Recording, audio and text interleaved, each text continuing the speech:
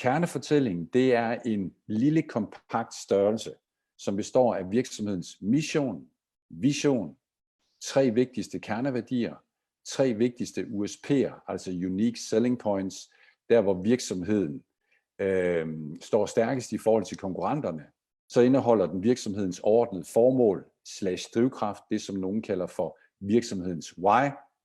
Og sidst, men ikke mindst, så indeholder den virksomhedens strategiske hovedbudskab eller strategiske hovedbudskaber.